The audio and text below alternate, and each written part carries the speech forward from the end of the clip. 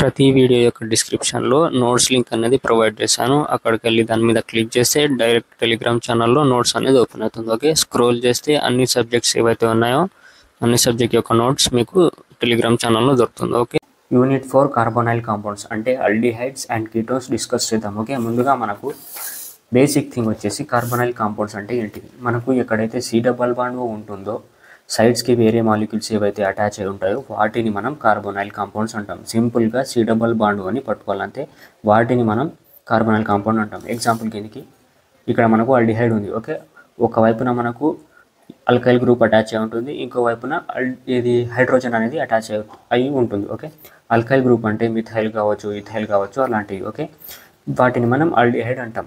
తర్వాత వచ్చేసి కీటోన్లో మనకు ఇక్కడ సి డబల్ బాండ్ ఉంది కదా, 2 సైడ్స్ మనకు అల్కైల్ గ్రూప్సే ఉంటాయి.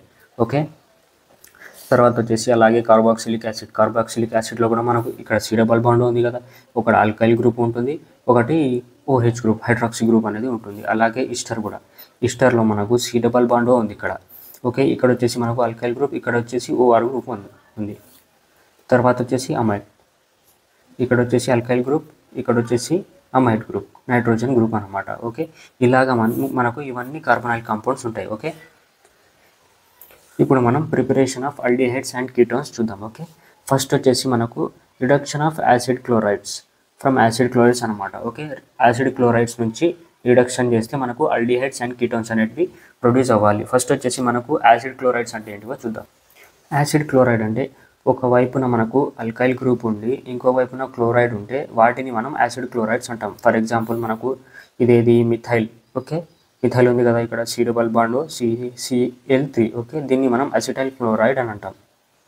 Acetyl chloride. ఓకే, మనకు ఇక్కడ అసిటైల్ క్లోరైడ్ ఉంది. Okay, reacts with H2 in the presence of palladium and barium sulphate. ఏమి ఇస్తుంది మనకు ఇక్కడ 2H ఉన్నాయి కదా, ఇది ఇలా రాసుకుందాం. ఓకే, దీన్ని ఇలా తీసేద్దాం. CH3 సి డబల్ బాండ్ ఏది మిగిలింది మనకు H మిగిలింది. ఓకే, ప్లస్ ఇది HCl వెళ్ళిపోయింది. ఓకే, ఇది వచ్చేసి అసిటాల్ డిహైడ్, ఇదే మనకు ప్రోడక్ట్. ఇక్కడ చూడవచ్చు మనకు acetyl chloride H2PdBaSO4 acetaldehyde HCl. Next preparation వచ్చేసి నైట్రైల్స్ నుంచి మనం అల్డిహైడ్ లేకపోతే కీటోన్ గ్రూప్ అనేది ప్రిపేర్ చేస్తాం యూజింగ్ రిగ్నాట్ రియేజెంట్ అనమాట. ఓకే, ఫస్ట్ వచ్చేసి మనకు నైట్రైల్స్ అంటే సి ట్రిపుల్ బాండ్, ఇవన్నీ మనం నైట్రైల్స్ అంటాం.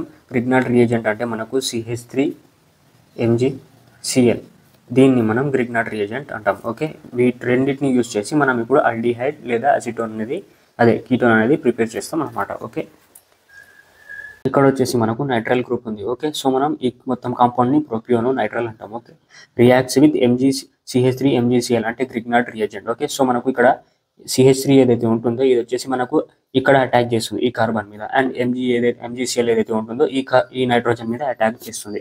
ఓకే, మనకు ఈ విధంగా ప్రోడక్ట్ అనేది ఫామ్ అవుతుంది. ఓకే, తర్వాత వచ్చేసి మళ్ళీ మనకు ఇక్కడ MgCl ఏదైతే ఉంటుందో అది రిప్లేస్ అయ్యి H అనేది వస్తుంది అక్కడ.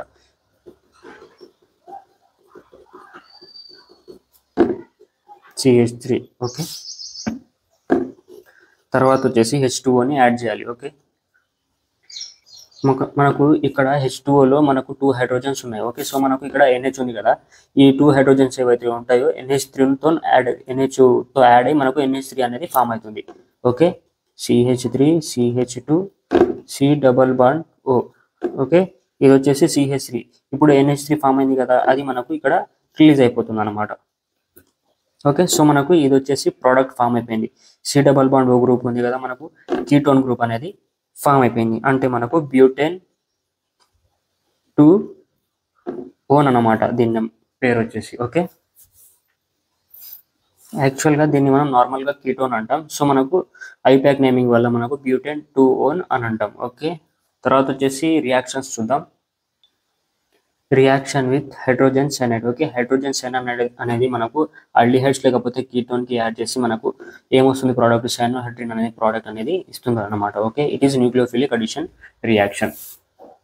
అసిటైల్ డిహైడ్ ఇక్కడ ఉంది, సో మనకు ఇక్కడ H ఉంది, HCN అనేది ఉంది, H+ అండ్ CN- గా ఫామ్ అవుతుంది. ఓకే, H+ ఏదైతే ఉంటుందో మనకు O దగ్గరికి వెళ్ళి అటాచ్ అవుతుంది. సో ఈ విధంగా మనకు సైనోహైడ్రిన్ అనేది ఫామ్ అవుతుంది అనమాట. ఓకే, ఇక్కడ వచ్చేసి CN అనేది అటాచ్ అయింది. మెకానిజం చూడొచ్చు మనకు. ఫస్ట్లీ బేసిక్గా మనకు HC అనేది అయితే ఉంటుందో ఇలా డిసోషియేట్ అయ్యి మనకు 2 ప్రొడక్ట్స్ ఇస్తాయి. ఎలక్ట్రోఫైల్ అండ్ న్యూక్లియోఫైల్ అనేది ఇస్తుంది. ఓకే, తర్వాత వచ్చేసి ఈ డబల్ బాండ్ ఏదైతే ఉంటుందో మనకు ఇక్కడ షిఫ్ట్ అయిపోతుంది. ఓకే, షిఫ్ట్ అయిపోయి మనకు ఇక్కడ సానోహైడ్రిన్ ఏదైతే ఉంటుందో మనకు ఇక్కడ అటాచ్ అవుతుంది అనమాట. ఇక్కడ చూడొచ్చు, ఇక్కడ మైనస్ ఛార్జ్ వచ్చింది. ఓకే, తర్వాత వచ్చేసి మళ్ళీ H+ ఉంది. ఇక్కడ H+ ఉంది కదా, ఈ H+ వచ్చేసి మనకు ఇక్కడ అటాచ్ అవుతుంది. అటాచ్ అయ్యి మనకు సానోహైడ్రిన్ అనేది ఇస్తుంది అనమాట.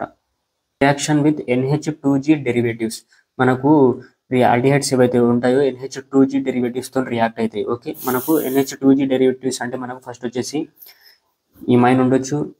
ఫర్ ఎగ్జాంపుల్ మనకు ఇక్కడ C డబల్ బాండ్ N ఉంది కదా, ఇక్కడ H అటాచ్ అయితే మనకు ఇమైన్ అంటాం. దీన్ని R అటాచ్ అయితే స్కిప్స్ బేస్ అంటాం. OH అటాచ్ అయితే ఆక్సైమ్ అంటాం.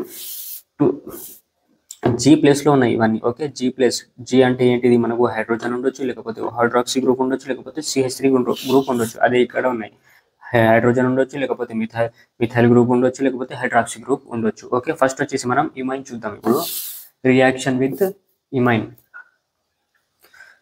Okay, CH3 C double bond, ఇది వచ్చేసి మనకు అల్డిహైడ్. ఓకే, అల్డిహైడ్ అనేది మనకు ఇమైన్ గ్రూప్ ఉంది కదా, ఇది ఇమైన్ గ్రూప్తో రియాక్ట్ అవుతుంది అనమాట. సో మనకు ప్రోటోనేషన్ జరుగుతుంది.